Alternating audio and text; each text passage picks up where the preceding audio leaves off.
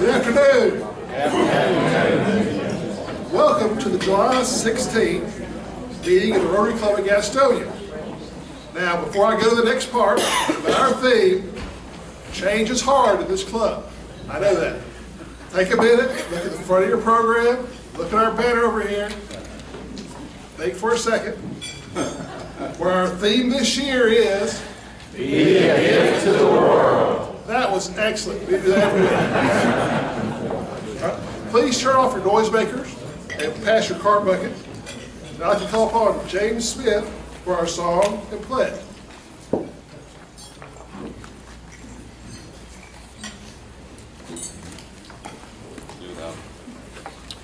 Good afternoon. Good afternoon.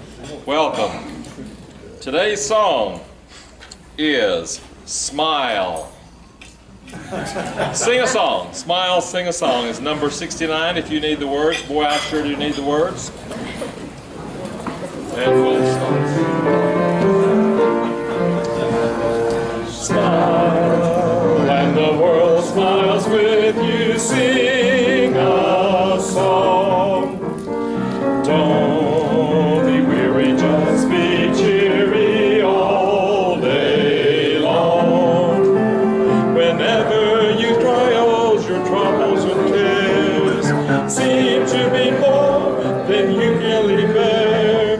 Smile, and the world smiles with you. Sing a song. That was a great ending. It was really good. Give yourselves a big hand. Turn to that Rotarian and smile. Matt, good to see you. I appreciate you sending that email to me. I went ahead and shot an email out this morning to her. Did all those emails come to you? Yes. So you go over to your website and they come to you. Yep. I can change that if you want me to. Scott, how you doing? You're good. So I send you if you find the short me if you want to. All right. Sounds good. I'm doing good. Thanks, Scott. Doing well. Yes, sir. Tony, how y'all?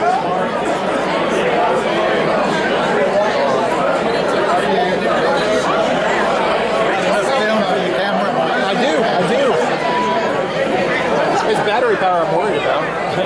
Hello, Don. Hello, John. How you doing, buddy? All right. Hello, Steve.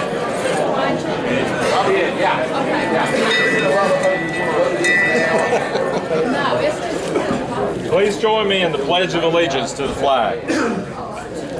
I pledge allegiance to the flag of the United States of America and to the republic for which it stands, one nation under God, indivisible, with liberty and justice for all. We now ask David Christie for our invocation. Let us pray. God, we give you thanks for this chance to be together and to enjoy fellowship, to be reminded of the gift that you call us to be to the world, and we thank you for the gift that Rotary is. We ask your blessing upon what we do. We thank you for this food and for the nourishment it provides of our bodies. Help us to serve in all that we do. We pray in your name. Amen. Amen. Jim Bankerson will be handling our health and happiness.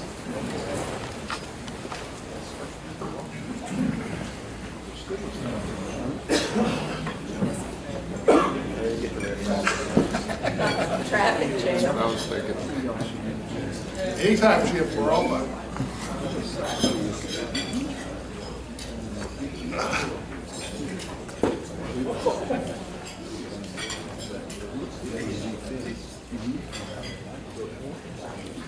Introduce the visiting Rotarians. The only visiting Rotarian we have today is David Rogers. And David visits a lot of clubs, and the reason he doesn't have to pay dues. So that's what Steve Driscoll just told me.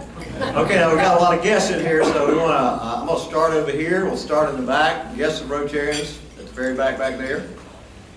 Anybody? Okay, come on forward up this way. Oh, okay. Okay.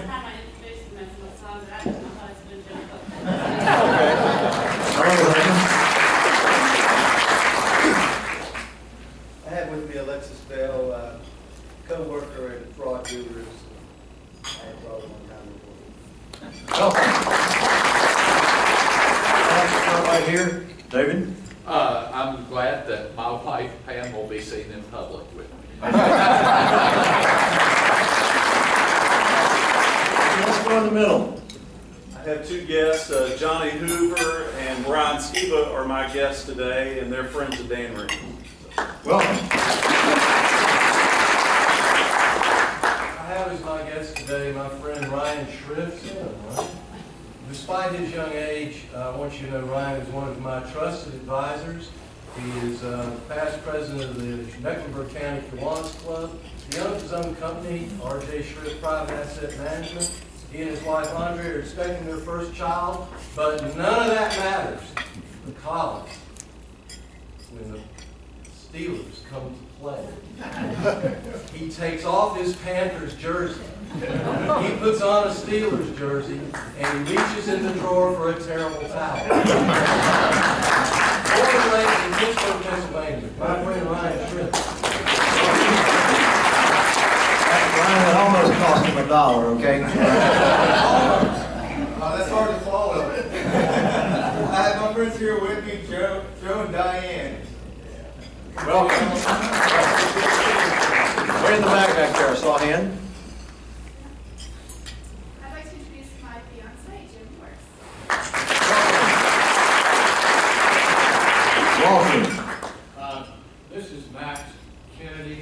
Max is also a Pittsburgh boy, a big Steelers fan, and unfortunately, young man is my son-in-law.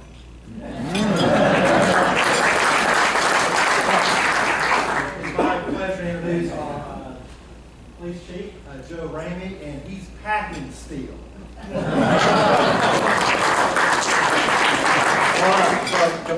Hand over here, okay? I'm pleased to introduce the Reverend Dr. Joan Martin, who is the chaplain at Tunnel Village and also a die-hard Steelers fan.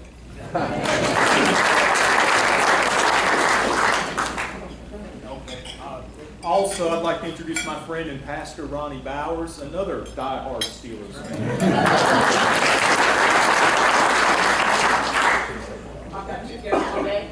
The first is Bethany Jennings, who is the choral music director at Stewart Cramer High School, but also the director of music ministries at First Presbyterian Church. And then I have a die-hard football fan, Derek Voorhees, who is a rising seventh grader. Everybody. Okay, in the news, Martha Burris. Where's Martha? Martha run. Okay, we'll get her. Jay Gray was in the newspaper. Mended Hearts. Had a big crowd of folks that looked very healthy, and Jake's going to pay $1 for each of them.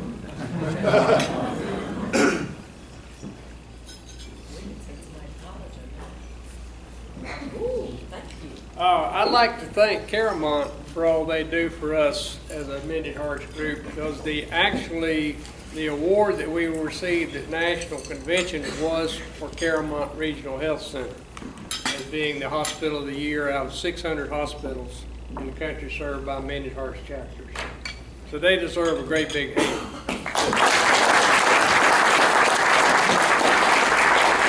Steve Pearson's granddaughter made the A honor roll, and I think that's about $10 a subject. $60.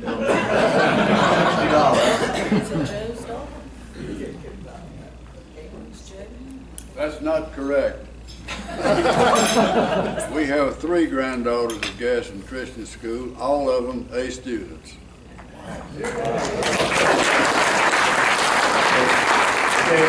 What's that, $1 per student? None of your business. Okay. Age has its privilege and rudeness too, doesn't it? Mr. Messer, quick. Yeah. $5 for my son. I saw an article in the paper. And also $5 for Appalachian State University. Gave a good education to him and a means of employment, and also to myself.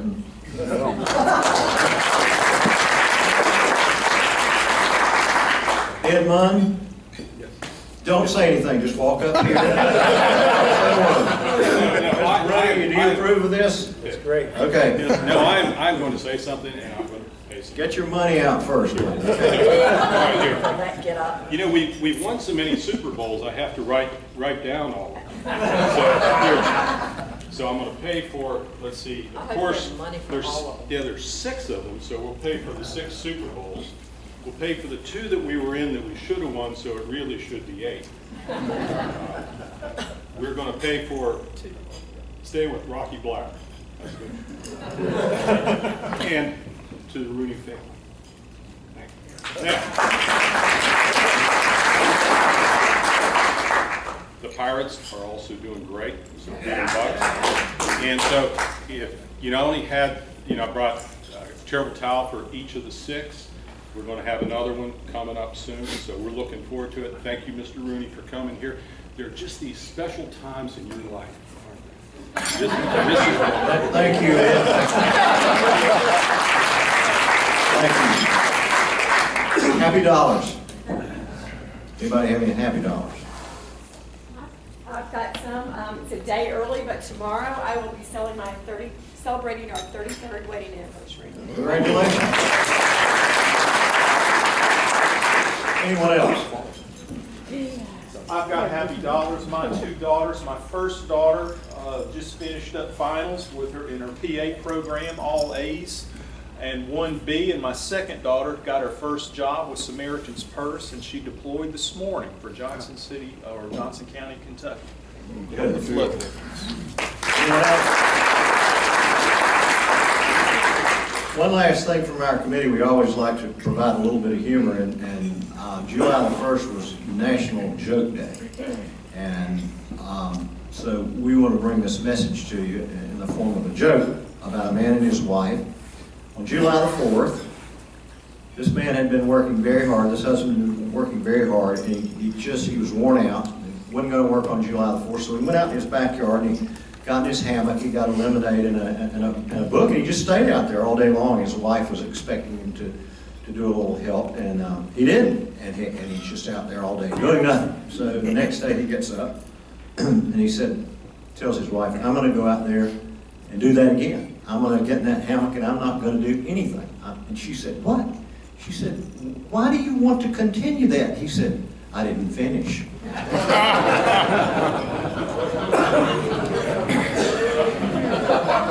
the hook. Thank you, Jim. 2 shows Saturday. Well, I know everybody's very excited, looking forward to our program today, and so I'd like to call upon our Robert King to introduce our program. Thank you, President Chuck, and I'm trying to follow Dick Ford's instructions to speak directly into this microphone. We're very happy today to welcome Pittsburgh Steelers scout Dan Rooney. Dan grew up around his family's business in Pittsburgh, and like many of his family members, attended Washington and Jefferson College, and played football at W&J, and I think there's a W&J alum with us. Yeah, this is the only time I ever get to cheer. Dan graduated in '86 with a degree in business administration. He's married to Dr. Allison Evanoff Rooney.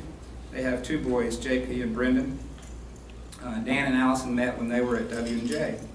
The family makes their home here in Gastonia, where Allison practices medicine. Dan travels as a scout for the Steelers, and the boys attend Gaston Christian School. Go Eagles. Please offer a warm welcome to Mr. Dan Rooney.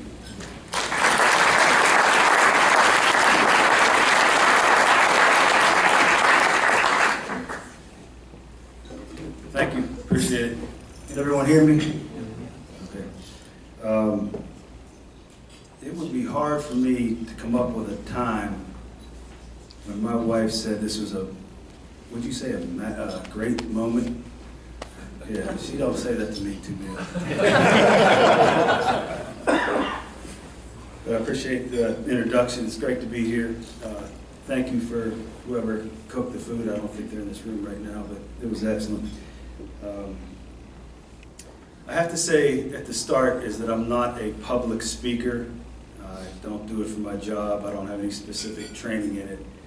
If the thing gets a little rough or I stumble across words and stuff, I'm sorry about that. What I wanted to do is break this discussion into 3 parts.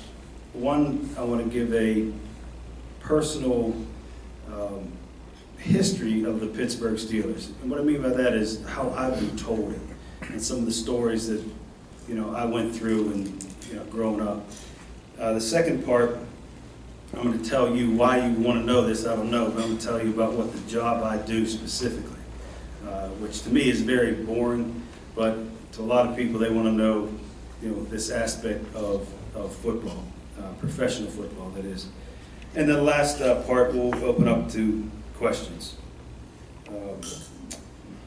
So the first part, like I said, is going to be about just my observation and what people told me about the history of the Steelers. You know, my grandfather was born in 1901. His dad, Dan Rooney, owned a saloon. It was called Dan Rooney Saloon in the north side of Pittsburgh. And he kind of developed a knack for playing the horses. And I think it was probably, you know, being around the bar and watching some of the guys, you know, do their gambling there. He went to work, he said, for half a day. He went to, I think it was U.S. Steel, when he was 18 years old, and half a day got through and he left. He said, I'm never doing that again. And, you know, that's pretty rough work.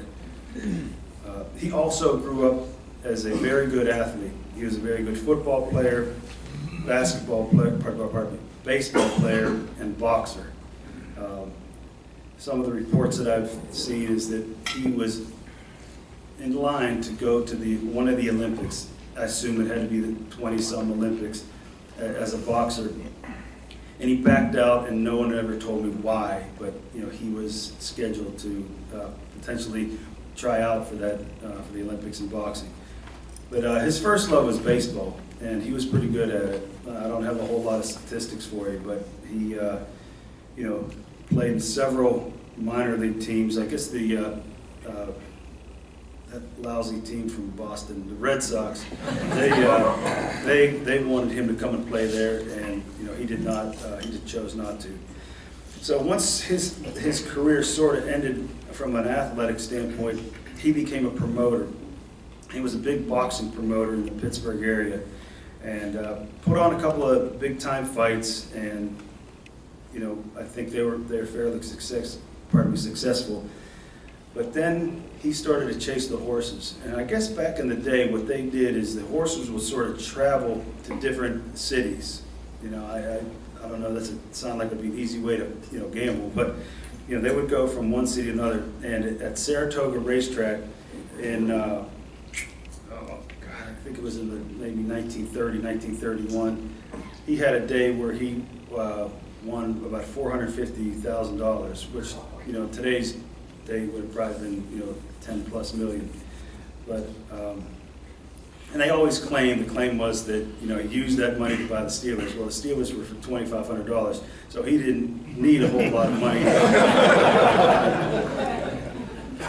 But what happened was, his brother Jim, who was a legendary guy. I mean, books should be written about him, but it's probably not for public consumption, actually. But he had these football teams.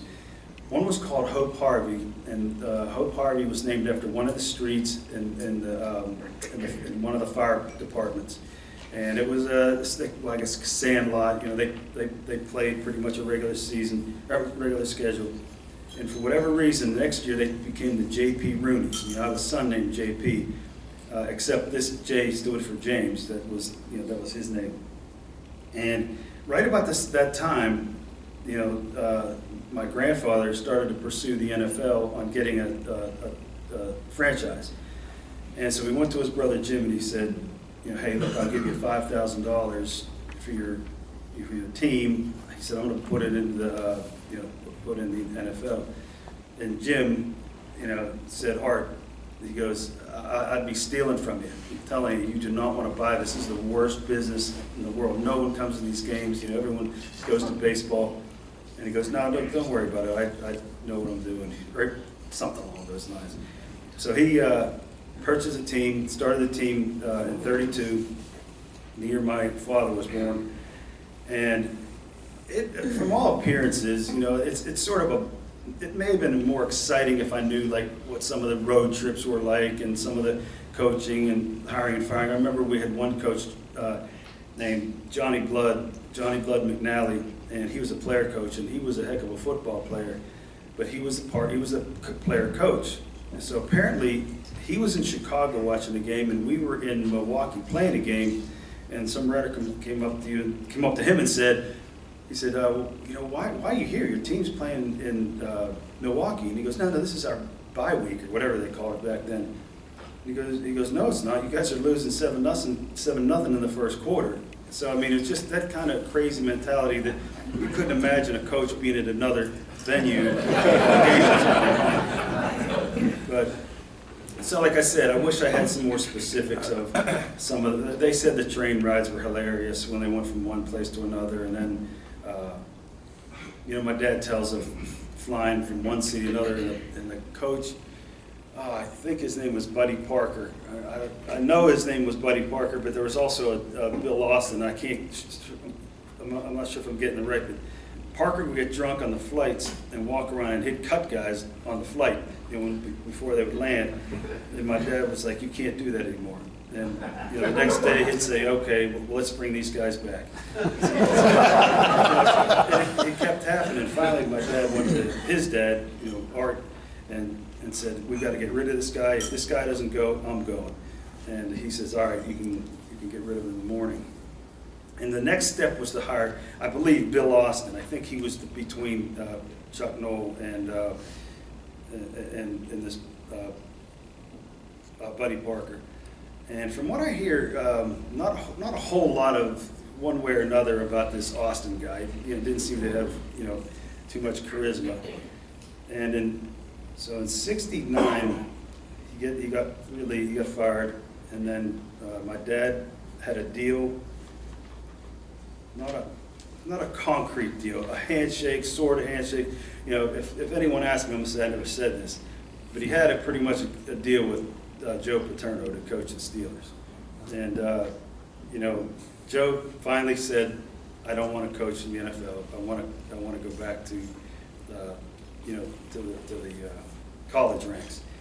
And then my dad, I think the time frame was prior to the Super Bowl, because Chuck coached in the Super Bowl with the Baltimore Colts when Joe Namath beat them in the famous, you know, I guarantee we're going to win game. And you know, that was probably the greatest day in Steeler history.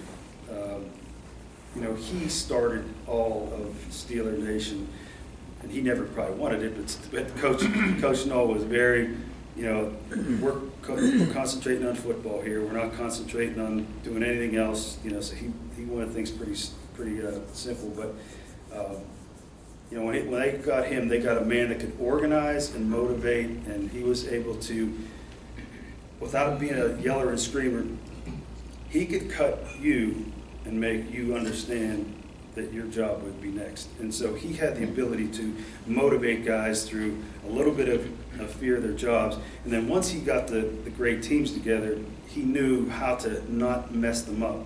You know, you know, a lot of coaches can start tinkering with things, and you know, they got all, I mean, we had unbelievable players. I mean, some of the players that aren't even gonna be mentioned to get into the Hall of Fame were just amazing. And I'm not trying to say that, you know, we invented football or any of that kind of stuff, but it was amazing. I'm sure it's like San Francisco probably felt like that. Dallas probably felt that with Troy Aikman. I don't talk too much about New England, but you know. But then I started to kind of hang around the team in about '72. That was Franco Harris's first year. Just was like a ball boy, go work with the coaches. And then as I got older, I got to work in the office at training camp. And I can remember Jack Lambert was holding out on a contract, and I picked up the phone, and he said, "This is Jack Lambert, can I speak to Mr. Rooney?" And like, he was my hero. So I'm like freaking out, looking for my dad, and hang up the phone. So he was like, "That's enough, you stay away from the phones." But then I was driving, I remember this kind of stories. I remember driving a guy named Craig Wolfley from St. Vincent College where we train to the hospital, and he was having that lock. What do you do? You lock up, cramps. I don't know what that thing's called when you run out of water. Anyway, I came around the bend and I realized this was a wrong turn, so I turned around in a cornfield, and he wanted to kill me. I'm just like, I don't know where the hospital's at. Like he was having some pretty serious dehydration. That was what it was. But for the most part, that gets me to the next part of the talk. And like I said, afterwards, you're going to ask me questions. Is what I do. And, I scout for a professional football team, basically gathers information. I have to try to find as much physical information as I can, how the body structure is developed, specifically how tall the guy is, how much he weighs, what the length of their arm is, the size of their hand, their neck size, their wingspan, a bunch of different, specific data that, I put into the computer. My boss basically analyzes it more than me. Offensive linemen, the longer the arms, the better, because they can keep the defensive lineman away from them. I kind of like big hands too, because they can grab on both offensive and defensive line, and wide receivers, basically all the positions. But when I get that information, I have to write a report based on the 3 most recent games. So I'll go into the school and I'll find out who they played the 3 most recent games, and watch them. Take notes on each player that's a prospect, and then from there I got to go back to my computer, back to the hotel, and type up my report. Sort of giving a summary of what I've seen. I'm not a great writer, but there's other guys in our team that are awesome writers. So I just try to keep it simple. Was the guy an athlete? Was the guy strong? Was the guy tough? Did he have the appropriate size for the position? Was he productive in whatever position he had to do? If I were to pick out one point that I believe is the most important, is toughness, because you cannot get away with not being tough. These guys kill each other. It's not anything like you've ever experienced unless you played on an NFL field. I remember the first year I was down there, I was a ball boy. I throw the balls out to the referee as the play changed, and it seriously sounded like gunshots. I was like, oh my God, these people kill each other. But, so that has got to be a huge factor. My boss doesn't agree 100%. He thinks that you need to be an athlete also, which is true. It can't just be all toughness. But to back it up here, the very first thing we do is we go to training camp in August, and we set our schedule. I say I'm going to NC State, UNC, East Carolina, and North Carolina Central. And I'll do those in a week. So I just sort of set up my hotels and go there. Try to get up at around 7 o'clock, get to the school about 8, go in there and introduce myself to the secretary. She'll either send me to the video guy, or she'll have the video set up for me. Take care of all that. As the season goes on, now you're into the season. You go to the better teams to see the games they've played, and you kind of do the same type of process, but you want to see them play now the best games, the best teams they've played, to try to get as good as a comparison as it might be to an NFL field. And then after the season, December, basically, do some cleanup work with our reports. January, we start going to the All-Star games.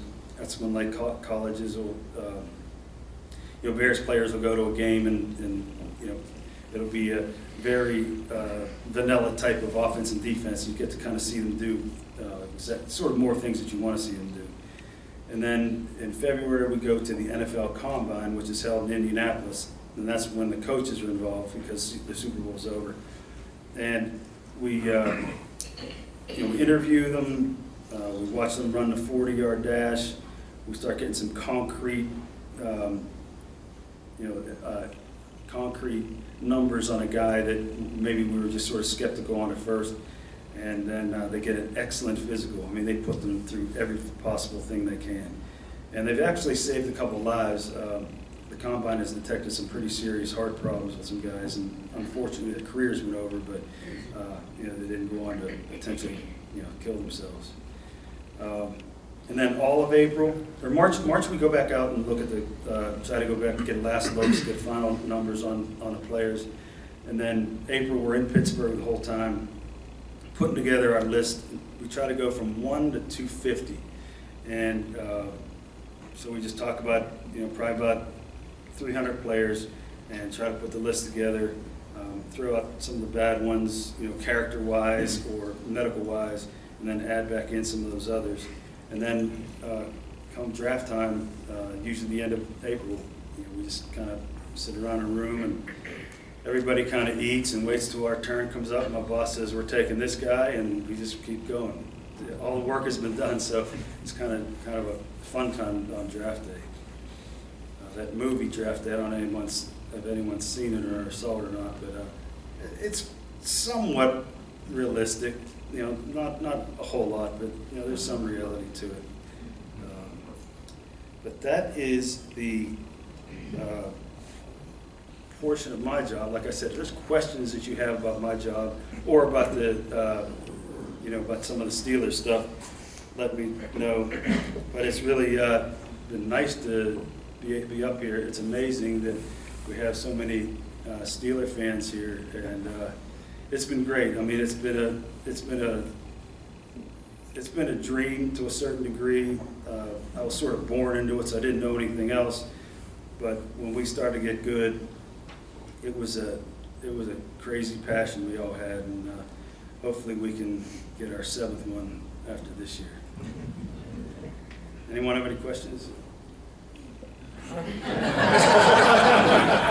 talk about just a few of the schools you go to. How about all the other schools around? How can you possibly cover all of the colleges and see all that talent? Scouts are we have 13 scouts, so we break up the country sort of by sections, and then we have a couple over the top guys that go see just the best players. But I cover pretty much North Carolina, South Carolina, Georgia, and Florida, and a couple schools here and there. Like I go to Liberty this year. Amazing as it is that they would have a player, they have a really good kicker there. So.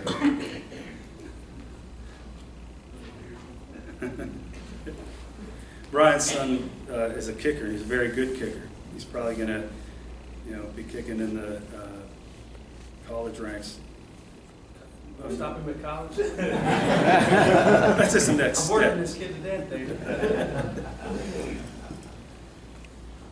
But let me show you here. No one else has one of these but us. I've seen it on Patriots fans. They only got 4. I've seen that one on a Patriots. Hey, thank you very much. I know you guys have to get back to work. If you want to come up afterwards. Let me ask you. Oh, go ahead. How did you choose Gastonia as a place to live? My wife went to Duke for medical school, and she went over to Chapel Hill for her residency. And we went to a town called Clinton, North Carolina. And I was there for at least 10 minutes, and I wanted to get out.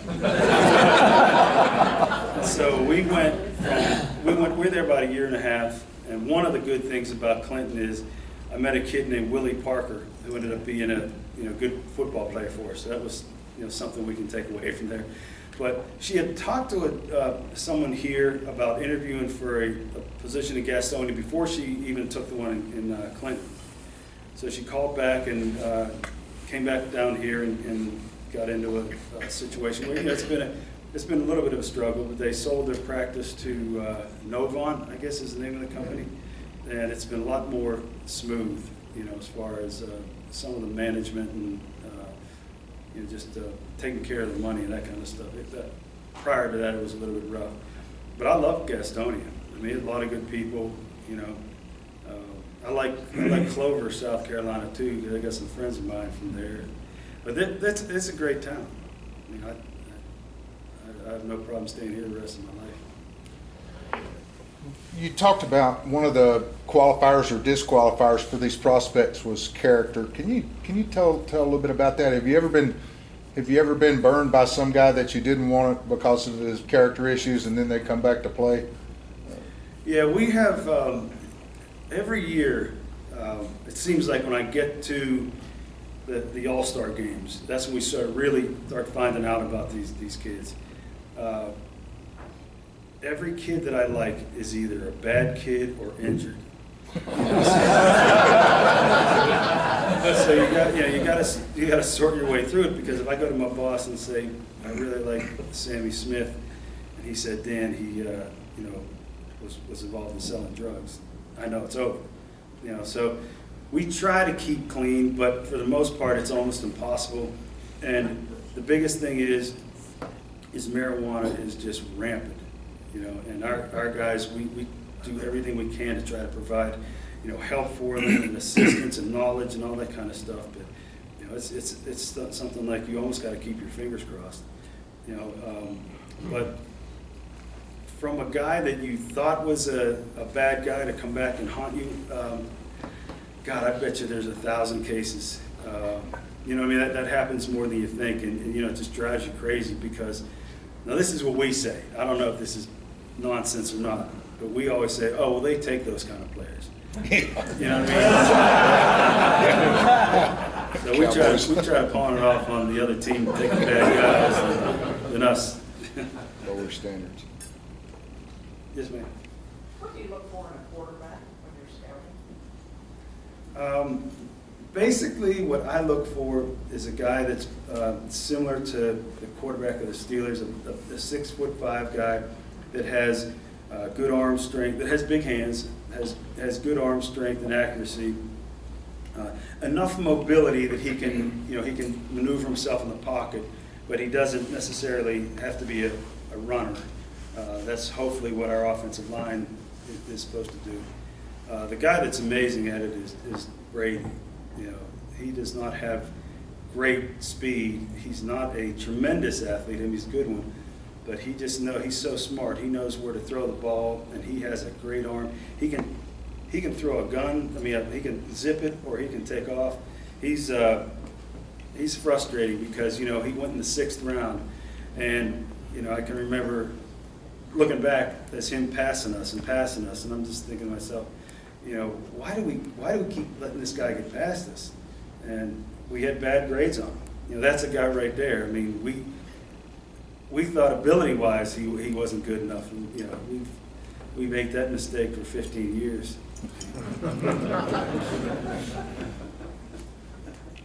Speaking of Brady, what do you think about this Deflategate business? I don't think it really had any effect on the specific game. Didn't really notice it. The ball and it didn't look like it had a funny trajectory, whatever that word is. I think the only thing the NFL is concerned about is the perception of the fans thinking that the game could be fixed. If that gets out there that there's some kind of fix going on, then no one goes. It's over. So that's the biggest thing. Whether it happened or not, I really don't know. Sorry about that. How consistent are the draft boards for the different teams? Has it gotten so sophisticated that everybody's doing the same thing, coming up with the same conclusions, or are there very opinions? I think the first round in each draft room is probably pretty similar. Because when we have our board up, they're coming off clean. It's one. They're coming off all the way down to 32 for the most part. But once you hit the second round and on, it starts to sort of scatter, because teams go from taking the best athlete that they feel or the best player, and then they're going for need.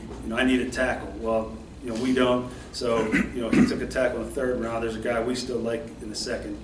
It gets kind of like we had a situation this year where we really needed a cornerback. Because our secondary was kind of iffy.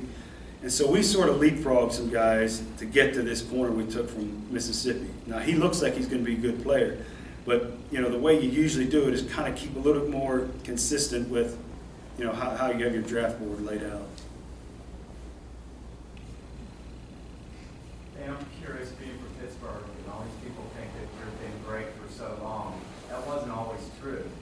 We were not so great early on. I'm just curious if your family ever seriously considered selling the team. I think early on there wasn't enough money being in the game, you know, being made in the game, that they had a whole lot of, you know, serious consideration. I think there's been times through the 80s that, you know, things were being proposed as, you know, potential, you know, sales. I don't think it went too far, but I mean, there's some consideration. In the 90s, it was 2000, 2005 or 2008, I can't think which one it was, I think it was 8. You know, we had to go through a restructuring based on some of the rules that the NFL has as far as gambling. We owned a racetrack and a casino, and the NFL said you can't own those. So we had to buy in, we had to bring in investors to purchase my uncles that owned those venues for us to kind of stay in the league, if you will. And that's been, I'm glad I'm not doing it. My brother does it, and he deals with a bunch of people that I would not want to deal with. But you know, he does. He said he's fine with it. We read a lot about the concussion problem for a while. How has that been dealt with? I think the concussion problem is still there. I think we're trying to do things that improve the equipment, possibly improve the way people, you know, attack, you know, when they're tackling. You know, it's kind of like you got two sides to it. You got a side that's progressive, or you know, and they want to try to find some sort of a solution that'll help with it. Then you got a side that's like, no one's getting any more concussions than they used to, and you know, we're wasting our time with all this, you know, nonsense. But the bottom line is, this game's going to go extinct if we don't get some, you know, if we don't deal with these concussions, because you can see the football players die. You know, the high school kids and the grade school kids, they're starting to quit playing. You know, I probably should have quit a few years too early. Yes, sir. Is it true that Terry Bradshaw proved that you don't have to be the smartest kid on the block? It's obvious. You know, he was one of those guys that was dumb like a fox. You know, he could put out the, you know, the facade that he was, you know, not real bright, but you know, he knew what he was doing, especially in football. You know, I'm not sure I want to invest money with him, but Terry locked his golf clubs in his car one time. My dad said, "Well, did you lock your car?" And he said, "Well, I locked my side." Do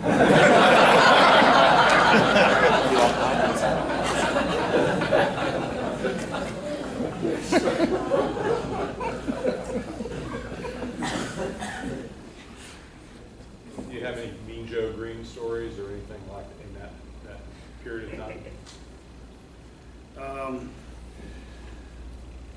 You know, it's kind of crazy because I've seen Joe kind of get mad and act up. One good thing he did one time was we were playing in Denver on like a Monday night game, and the fans were throwing these chunks of ice out of the stands at us, and I didn't have a helmet on, you know, and I'm getting pelted by this damn crap, and I'm a little, you know, somewhat young kid. And all of a sudden I see him run and pretend like he's going to climb over the fence, and the whole place scattered. And as soon as I did that, I left. I went to the ends. I mean, I went to the locker room. But that was kind of scary. But, you know, he and I worked together. He became a scout, so we worked together for about 6 years. And he's a great guy. Loves the Steelers. I mean, like, the most passionate guy I've ever met about it. And, you know, he lets you know. You know, you can't, when you're with him, don't say anything derogatory about the team. Now, you can say something specific, especially about a coach that he doesn't like. But he is a great guy, and but he earned the nickname Mean Joe. You know, he had his moments when we got at dinner time and him just smacked down on the table that the waitress didn't do something right. It was kind of humorous at the time. Let me comment on that. A friend of mine was the president of Russell Mills in Ellick City, Alabama. And he said that the largest single item ever sold by Russell was that jersey. Once that jersey hit, he said, we sold millions. Wow. Yeah, the only one I remember was famous is the one that you're from the Coke commercial when he... Yeah, that was it. That was okay. famous. Okay. Yes, sir. I've seen on some exposés where the NFL has started providing financial advising and training for some of these students that you're recruiting coming in, because overnight they become very wealthy people, a lot of them. Is that true to you? Does your organization spend a lot of time doing that? We try to ask them if they would need that. We're a little bit at a disadvantage in the sense, as the union thinks, the NFLPA thinks that we're sort of overstepping our boundaries there. But we do at least provide some sort of a class to learn about it. But if they have a good agent, the agent will probably handle, at least put them in touch with a good, reputable broker or whatever, But yeah, it's probably been about 10 years since they talked about it. They were doing that pretty regularly, and I'm not 100% sure if they're still, providing that kind of service or not. Don't they get that at the rookie symposium too? I would imagine they do. I don't know what all they get there. I know they get a lot of speeches from guys that have blown their money and acted out and blown their career. I would think that, without a doubt, that they would, that they would provide them at least with a heads up, because, like you're saying, these guys turn, overnight millionaires, and if they keep their head on right and play, they may, like Des Bryant got $70 million yesterday. Yeah. And I know he had a different kind of representation. Yes, ma'am. I've read or heard that the average span of a career for an NFL player is maybe 3 years. Yeah, last I had heard, the one that goes around a lot is 3.4. Yeah, like 3.4 games or whatever. But yeah, it can be a short life, that part of the business is a little bit hard to deal with, You get to know these guys, and you don't really like seeing them leave, but it's part of the business. And I think that's probably the worst part of the business, besides losing, is seeing guys like Hines Ward and James Ferrier and various guys like Aaron Smith, when they had to retire. All right.